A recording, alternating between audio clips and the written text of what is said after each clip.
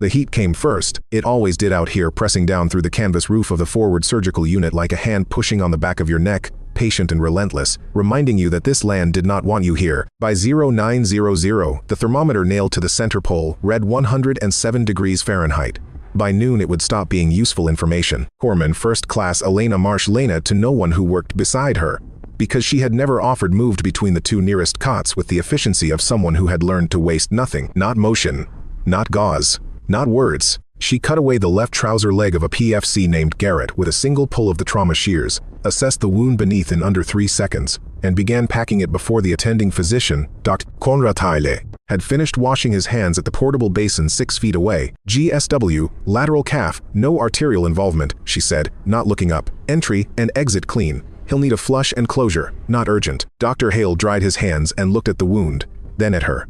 He said nothing, which was the closest he ever came to agreement. Garrett, 22 years old and from somewhere flat in the Midwest, stared at the ceiling with the particular expression of a young man trying very hard to believe he was not frightened. His buddy, a lance corporal named Whitmore who had carried him in on one shoulder for a quarter mile, stood near the door with his hands on his knees, breathing hard. "She a doctor?" Whitmore asked the room. "Nurse," said Sergeant Dennis Kroll from the corner, not bothering to look up from the equipment manifest he was theoretically reviewing. Kroll was 38, broad across the shoulders, and had been in the Corps long enough to have opinions about most things, including which personnel were worth watching and which were furniture. "Just a nurse." Elena did not react. She kept her hands moving, irrigating, packing, covering her face angled down over the work. There was nothing in her expression to suggest she had heard the word just, though she had heard it many times in the 4 weeks since she'd been assigned to this unit. It was not the worst thing anyone had called her. Outside, the familiar thudding of a UH-60 announced another inbound. The third this morning. The fighting in the eastern corridor had intensified overnight, which meant the steady trickle of casualties was becoming something closer to a stream. Through the gap in the tent flap she could see 2 Marines sprinting toward the landing zone with a stretcher, their boots kicking up small storms of pale dust. This was the rhythm of the place. It had its own logic, its own tidal pattern, the helicopters coming and going, the cots cycling through occupants, the IVs dripping, the radio on the wall releasing its periodic bursts of static and voice. She had learned to move within it inside her first 48 hours, the way she had learned to move within every environment she had ever been placed in. You studied the rhythms first, you found the anomalies second, you waited to understand which anomalies mattered. Most of them didn't. That was the thing people forgot. Most anomalies were noise. The talent was in knowing which ones weren't. She had that talent. She had paid for it in ways she did not think about during the day, though they sometimes returned to her in the 40 minutes between when she lay down and when she actually slept. She finished with Garrett, stripped her gloves, and moved to the supply station to restock her kit. Her hands worked on their own, while her eyes swept the space with the slow thoroughness of someone reading a room rather than occupying it. The 2 exit points, main entrance and the supply corridor to the rear, the positions of the 6 Marines currently stationed inside as security, the proximity of the generator housing to the east wall, the single working radio on its hook beside Dr. Hale's station. She noted all of it. She did not know why, exactly. Old habit. The kind of habit that had kept her alive in places she was not supposed to talk about. The honest answer, if she was being honest with herself, and she tried to be, in the small internal audits she conducted during the quiet parts of shifts, was that the habit was not truly a habit. Habits were unconscious. What she did was deliberate, methodical, and never completely turned off. It was the way the program had rebuilt her cognition in the 18 months of training that she was still not authorized to name or describe in any formal document. You learn to read space the way other people read text, automatically, continuously, with multiple layers of meaning extracted per glance. You did not unlearn it. She had tried. In the 2 years after she separated from the unit, in the small apartment in Roanoke, where she had attempted to live a life that looked like other lives, she had tried to stop cataloging exits and threat vectors and structural vulnerabilities.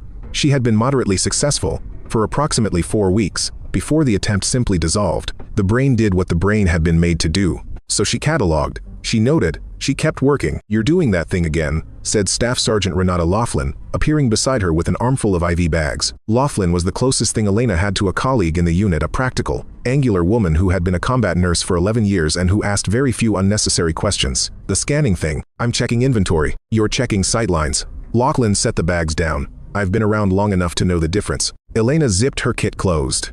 "Inventory's short on hemostatic gauze. We'll need a resupply before end of shift." Laughlin watched her for a moment longer than was comfortable, then went back to work. The next inbound came through the main entrance 20 minutes later, a Marine sergeant named Patrick Ochoa, 29, 2 penetrating injuries to the upper torso. He was conscious but deteriorating. His color, the particular grayish yellow that meant internal compromise. Dr. Hale called for the OR bay.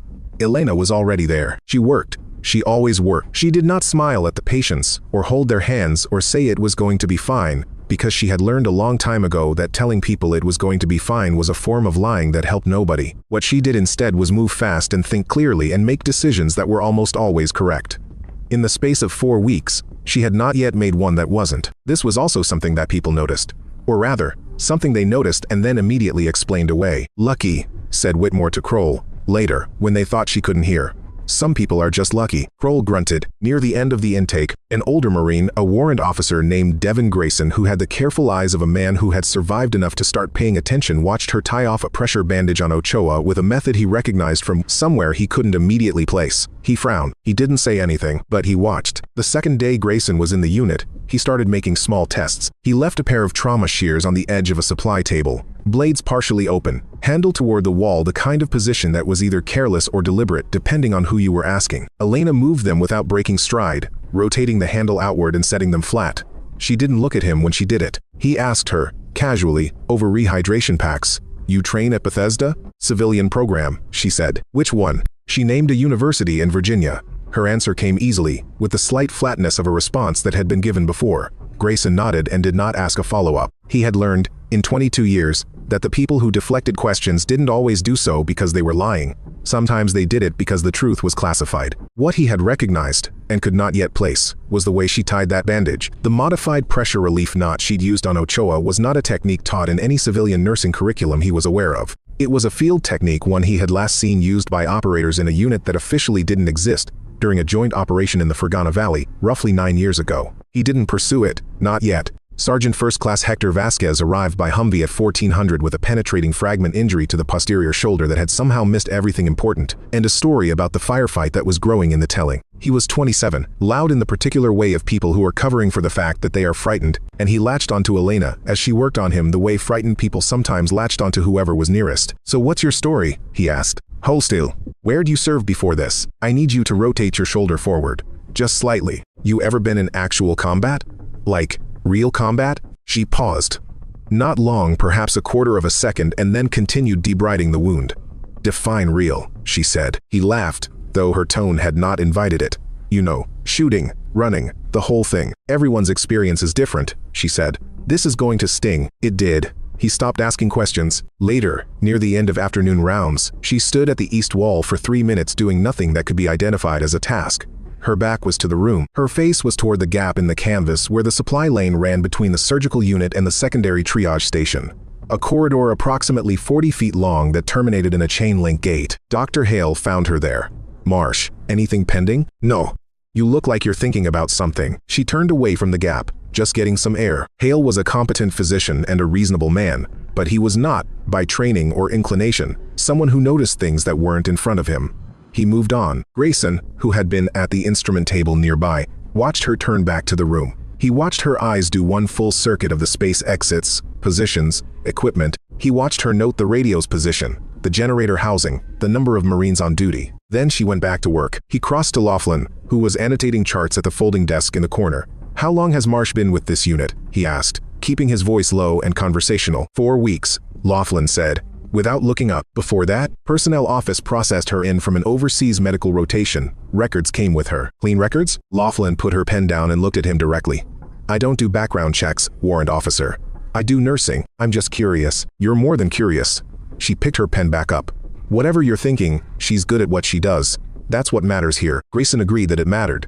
He did not agree that it was the only thing that mattered. At 1745, the radio beside Dr. Hale's station emitted a burst of static that lasted 12 seconds and then resolved into silence. Elena stopped what she was doing. She looked at the radio. She looked at Grayson. He was already looking at her. In the space between them, something was understood without being spoken. 38 minutes later, the lights went out. It started with the generator. The main power dropped at 1823. Throwing the unit into the amber emergency lighting that ran off the backup battery, a flat, directionless glow that made everyone's face look wrong. 2 of the junior corpsmen immediately moved toward the generator housing. Grayson stopped them with a word before Elena could. "Don't go outside," he said. He didn't explain why. He didn't need to. The radio had been going in and out for 20 minutes, not the static of interference but the static of suppression.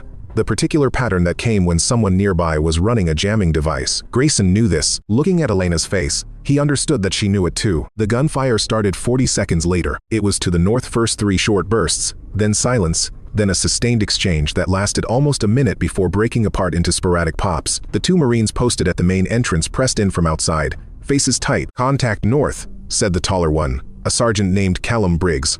"Unknown number. We're down 2 on the perimeter." Dr. Hale stood at the center of the room with his hands at his sides. He was a surgeon. He was very good at his job. He was entirely outside his competence. "What do we do?" he said. It was not quite a question. "Lock down," said Elena. She said it quietly. She was already moving toward the main entrance. "Corman," said Briggs, not unkindly, "you need to stay with the patients." She looked at him. "How many do we have outside?" 3, maybe 4. "How many in here?" He counted. 6 security, plus the medical team. The patients who can move, get them to the rear corridor. The ones who can't, drop the cot rails and get them low. We need the center of the room clear. She paused at the entrance, not going through it, just assessing the angle of approach from the north. "Turn off the overhead emergency lights. Leave only the instrument lamps." Briggs stared at her. "Who are you?" "Someone who's been in a room like this before," she said, and lived. The next 30 seconds were the pivot point. She knew it, and she watched it happen in the faces around her the moment when people in a crisis decide whether they are going to follow procedure or follow the person in front of them who seems to know what they're doing. Briggs was a good sergeant. Good sergeants were pragmatic. He turned to his team. "You heard her. Move the ambulatory patients back. Everyone else get low." Then the front entrance came apart. The door, a reinforced composite panel on a 2-point hinge, was not designed to stop a vehicle, and the truck that drove into it was not a large vehicle, but it was enough.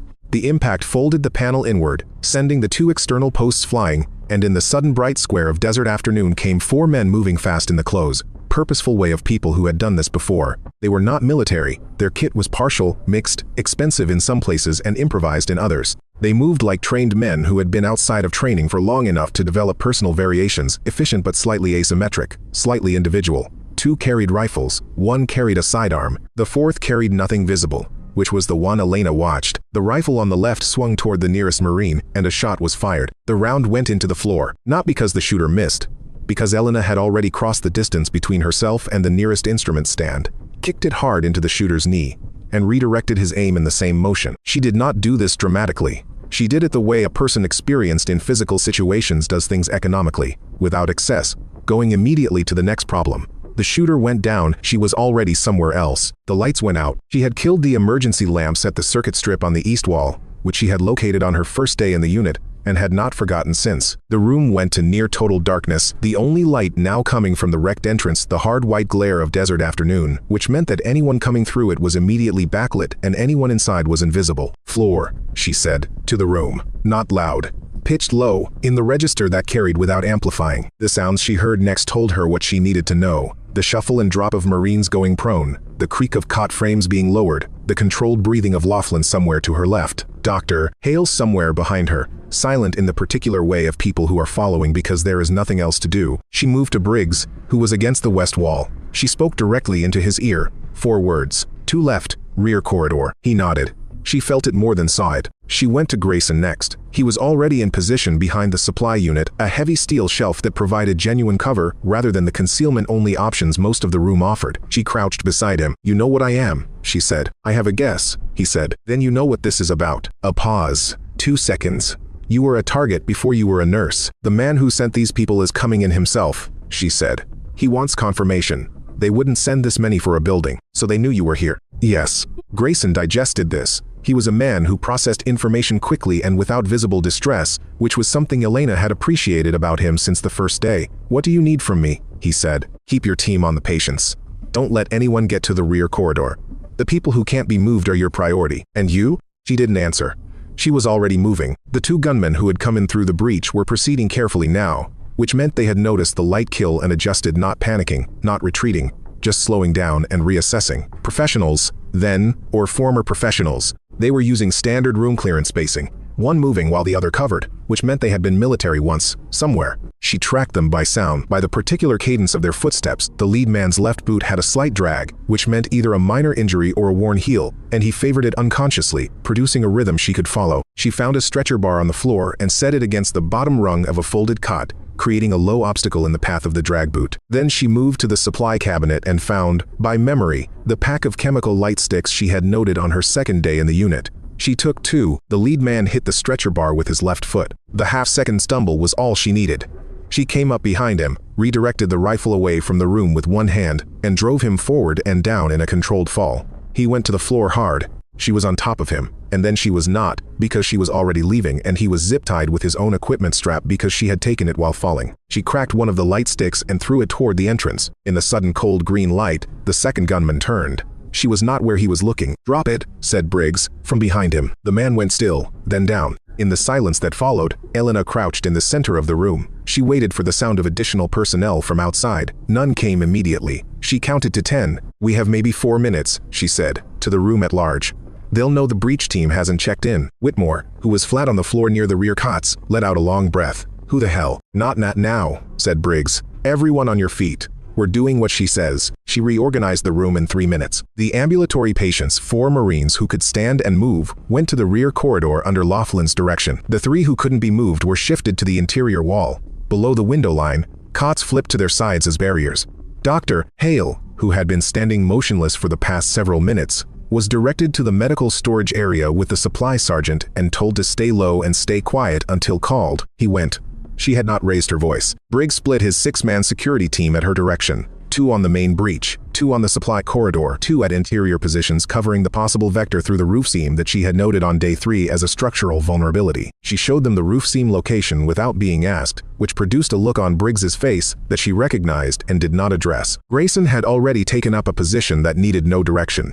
He was behind the steel shelf, angled toward the entrance, rifle up. He had been in enough situations like this to know where to be without being told. The lance corporal named Whitmore was near the east wall, 2 feet from where she needed him. She moved him herself, hands on his shoulders, placing him exactly. He was shaking slightly. She looked at him directly. "Your job is this doorframe," she said. "Nothing gets through this doorframe. That is your entire job. Can you do that?" He met her eyes. He stopped shaking. "Yes, good." She checked the 2 bound men on the floor, both conscious, both immobilized, neither going anywhere. She checked the perimeter by listening. Outside, the gunfire had stopped, which was either good news or very bad news, depending on what it meant. Private First Class Graham, who was 18 years old and had been in the Corps for 7 months, raised his hand slightly from behind the overturned cot. "Ma'am?" She looked at him. "What's happening right now?" She considered him for a moment. "A bad situation that is becoming a controlled situation," she said. "You're doing your job. Keep doing it." He nodded, seemingly satisfied with this, and she moved on. There was a sound from outside a vehicle, idling, not moving, waiting. She went to Grayson. "He's outside," she said. "Your guy?" "Yes." Grayson looked at her. In the filtered half-light through the wrecked entrance, his face was composed, careful. "How do you want to play this?" "I want the room held," she said. "I want the patients safe. Those 2 things first, everything else second." "And him?" She didn't answer immediately. "I'll handle that part." "Lena," he said, using her name for the first time, deliberately. "Whatever history exists between you and whoever is in that vehicle, it doesn't leave this room unless you let it." She looked at him for a long moment. "I know," she said. "Do you?" She moved away without answering. The man who came in next came alone. This was either arrogance or information. Either he believed the room was taken or he believed he was beyond the need for backup. She suspected the latter. She had known him for long enough to know that he believed, genuinely and without self-consciousness, that he was beyond most things. His name was Theodore Crane. He had been, 12 years ago, the operational director of a classified human intelligence unit operating under contract in 3 countries simultaneously. He was 54 now, gray at the temples, carrying perhaps 20 more pounds than the last time she had seen him, but still moving with the particular unhurried confidence of a man who had spent his adult life being the most dangerous thing in any room he entered. He had recruited her. This was the part she had spent years trying to contextualize correctly, not with bitterness, and not with absolution, but with the clinical accuracy she tried to apply to everything. He had seen her in a military hospital in Germany, in the 3rd week of her first overseas posting, when she was 24 years old and had been a combat medic for 11 months. He had watched her work for 20 minutes through the observation window, had then introduced himself with a card that contained only a phone number, and had said, with the calm efficiency of a man who did not waste time on persuasion, "I think you're capable of more than this. If you want to find out, call that number." She had called it. The training that followed had been 18 months of systematic reconstruction, cognitive, physical, operational. She had come out the other side with skills she could not discuss and a team of 3 people who became, in the language she had used then and still used internally, her people. Barrett, Nguyen, Hollis, not friends. Exactly. because the work they did not leave much room for friendship in the conventional sense. Something closer than that, something that didn't have a common word. Crane had gotten them killed. Not through carelessness, she had made her peace with carelessness a long time ago. Because carelessness was human and the work they did produced enough of it to fill several lifetimes. What Crane had done was different. He had received intelligence indicating the Kalesh operation was compromised. He had assessed the compromise as manageable. He had sent them in anyway, because the target was significant enough that even a partial compromise was a risk he was willing to accept. He had been wrong about what was manageable. Barrett had made it 40 minutes. Nguyen had made it 2 hours. Hollis had been the last, and she had been with Hollis. And she had done everything she could do, which had not been enough, and then she had been alone in a position that was untenable and had made a series of decisions that should not have worked and had come out of the valley 6 days later with the particular hollowness of someone who has survived something that was not supposed to be survivable. The recovery team had arrived on day 7. By then she was already 2 provinces away, operating on a kind of instinct that she did not examine too closely, because she was not sure what she would find if she did. He stepped through the breach and stopped. He found the room occupied in a way he had not expected. He found her standing in the center of it. The silence lasted perhaps 4 seconds. He looked at the bound men on the floor. He looked at the positioned Marines. He looked at Grayson. Then he looked at her. "You were supposed to be dead," he said. She said nothing. "The report from Kalesh said you went down in the valley. We sent a recovery team. The recovery team was late," she said. Something moved through his face, not surprise. Not quite. Something more like recalibration. He had a mind that was always running contingencies, always adjusting the model. He was doing that now. "You've been here 4 weeks," he said. "Yes. Waiting. Working," she said. "I'm a nurse." He almost smiled. "You were never just anything, Elena." He used her full name the way he always had as a kind of claim. "You know I can't walk out of here. Not with those 2 on the floor. You're not walking out of here regardless," she said. "The question is what condition you're in when the relief element arrives." He looked around the room again, doing the same arithmetic she had done earlier: exits, positions, distances. She had the advantage of having set the room. He knew this. "Kalesh," he said, almost gently. "You want to talk about Kalesh?" "No," she said, "because that's why you came here. That's why you took this assignment, in this theater, in this particular region. I know how you think." She said nothing. 3 operators lost, he continued. Barrett, Nguyen, Hollis. "You think I sent them into a compromised situation. You've been thinking that for 6 years. I know you sent them into a compromised situation," she said. "The question I stopped asking was whether you knew it was compromised before you sent them." The room was very quiet. Somewhere behind the overturned cots, someone was breathing carefully and slowly, trying to be invisible. "And now?" he said. "Now, I think you did," she said. "And I think you believed the casualty list was acceptable because of what the operation would produce. And I think you were wrong about that too." Crane looked at the floor. When he looked up, his face had changed, not softened, exactly, but shifted into something closer to honest. "They were good operators," he said. "They were good people," she said. "Those aren't always the same thing." "No," she said. "They're not." She had not moved. Her hands were at her sides. Grayson, from behind the steel shelf, had a clear sight line to Crane's center mass and had been maintaining it for the past 2 minutes without being asked. Crane looked at her hands. He looked at her face. He was making a decision. "You're not going to shoot me," he said. "No," she agreed. "Because you need me talking. Because I'm done with what killing costs," she said. "And because the people behind me have been through enough today." The relief element was 22 minutes out. She knew this because Briggs had re-established radio contact via the secondary unit in the supply corridor. The jamming device had been on the breach team's lead man, and with him zip-tied on the floor, the signal was clean again. 22 minutes was a manageable window. It required only that the situation stay stable. It did not stay stable. The 3rd and 4th members of Crane's crew had been waiting at the vehicle. When the radio signal came back and they heard the wrong voice on the channel, they moved. They came in through the east wall, not through the seam she had identified as vulnerable, but through the actual canvas, cutting it from the outside, which meant they had been briefed on the unit's layout. Someone had done reconnaissance. Briggs's team on the east wall held their position. The 2 men coming through the canvas ran directly into a prepared position, and the exchange was brief and concluded in favor of the Marines. What she had not anticipated was the smoke. One of Crane's men had carried a canister. The smoke was white and thick, and within 30 seconds it filled the eastern half of the unit completely, spreading in the still air toward the patients along the interior wall. She heard coughing. She heard Laughlin's voice, calm and sharp. "Graham, help me move Ochoa. Now." She moved through the smoke without hesitating. Orientation was not the problem. She knew the room in the dark, in the smoke, had known it since the first walkthrough on day 1. She went to Ochoa's cot, got her hands under his shoulders, and pulled him back toward the supply corridor entry, low and fast. Grayson appeared beside her in the white murk and took the cot's footrail. They moved Ochoa together, neither of them speaking. because they did not need to. Whitmore, at the east doorframe, held his position. The smoke reached him, and he held his position. She heard him coughing and not moving, and something in her chest registered this without her being able to immediately name it. They got Ochoa through the entry. Laughlin took him. Elena went back in. She went to Crane first, because he was the wild card.